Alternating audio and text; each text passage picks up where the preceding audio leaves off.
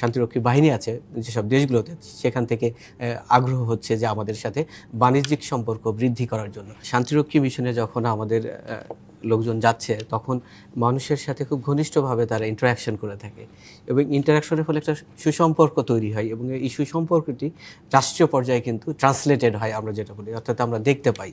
এই দেখার ফলে আমরা যখন রাষ্ট্রীয় পর্যায়ে যোগাযোগ স্থাপন করছি বা বিভিন্ন মিটিং করছি, সেই মিটিং সময় ওই বিষয়গুলি উঠে আসে এবং আমাদের প্রতি তাদের আগ্রহ বাড়ে। এটি যেমন দ্বিপাক্ষিক পর্যায়ে থাকে, সেরকম বহুপাক্ষিক পর্যায়েও আমরা এই জিনিসটা দেখতে পাই।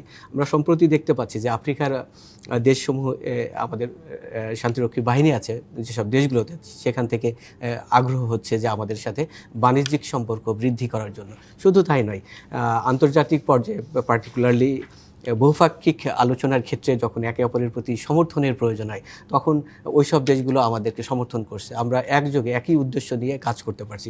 এর ফলে পররাষ্ট্রনীতিতে একটা ভৌগোলিক দূরত্ব থাকা সত্ত্বেও বিভিন্ন অঞ্চলের ভিতরে একটা সুসম্পর্ক প্রতিষ্ঠিত হচ্ছে। এটা একটা নতুন দিক আমি বলতে পারবো, যে সিমলেস ইন্টিগ্রেশন আমরা যেটা বলতে পারি, সেটা তৈরি হচ্ছে। নগদ নিয়ে এলো হার না মানা হার অফার। সর্বনিম্ন 10,000 টাকা রেমিটেন্স নগদে পাঠালে থাকছে স্বর্ণের হার জেতার সুযোগ। ব্যবসা বাণিজ্যের ক্ষেত্রে সেটা সেই সম্পর্কটা প্রতিফলিত কাজে লাগছে।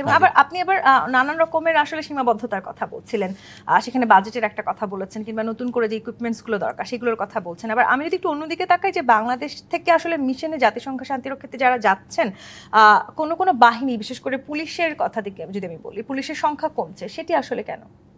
আচ্ছা, একটা বিশেষ বাহিনীর সংখ্যা কমার বিষয়টা এক্সপার্টিজের বিষয় আছে। আমি যেটা বলবো যে আমাদের সংঘাতপূর্ণ অঞ্চলগুলোতে যে ধরনের কাজ পরিচালনা করতে হয়, আমাদের সহকর্মীবৃন্দ আগে বলেছেন যে সেখানকার চ্যালেঞ্জটা একটু ভিন্ন মাত্রায়।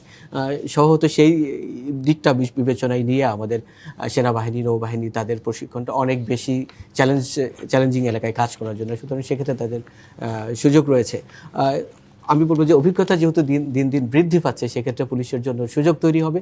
কারণ শান্তি প্রতিষ্ঠার শুরুর পর্যায়ে যে ধরনের সাপোর্ট দরকার হয়, একটু পরবর্তী পর্যায়ে যে অন্য ধরনের সাহায্যের প্রয়োজন হবে, সেক্ষেত্রে পুলিশের ভূমিকা গুরুত্বপূর্ণ, সামাজিক ক্ষেত্রে বিশেষভাবে। আমি আশা করি সেক্ষেত্রেও হয়তো দিন দিন কাজে লাগবে। পিস কিপিং ডিপ্লোমেসি বলে একটা ব্যাপার আছে, সেটি নিয়ে একটু জানতে চাই আপনার কাছে। আচ্ছা, পিস কিপিং ডিপ্লোমেসি আসলে বিভিন্ন টার্মিনোলজি বিভিন্ন সময়ে ডেভেলপ করে, আমি যেটা বলবো সময়ের সাথে সাথে। প্রতিটা জিনিসের সাথে ডিপ্লোমেসি বা কূটনীতি জড়িত। কারণ আপনি আন্তর্জাতিক পর্যায়ে যখন এই জিনিসটাকে নিয়ে যাবেন, অর্থাৎ ঘরের বাইরে নিয়ে যাবেন, সেটা তখন কূটনৈতিক কাজের অংশ হয়ে পড়ে। সেই হিসাবে আমরা পিস কিপিং ডিপ্লোমেসি বলতে পারি। অবশ্য পেশাদার কূটনীতিকদের এক্ষেত্রে ভূমিকা সবসময় থাকবেই, কারণ শুরুতে আমি যেমনটি বলেছি যে এর সূচনা লগ্নে ডিপ্লোম্যাটদের হাত ধরেই আসলে এর অংশগ্রহণ শুরু হয় এবং সেটাকে এগিয়ে নেওয়া, বজায় রাখা বা এর পরিধি বৃদ্ধি করা, সেক্ষেত্রে কূটনৈতিক আলোচনা অত্যন্ত গুরুত্বপূর্ণ।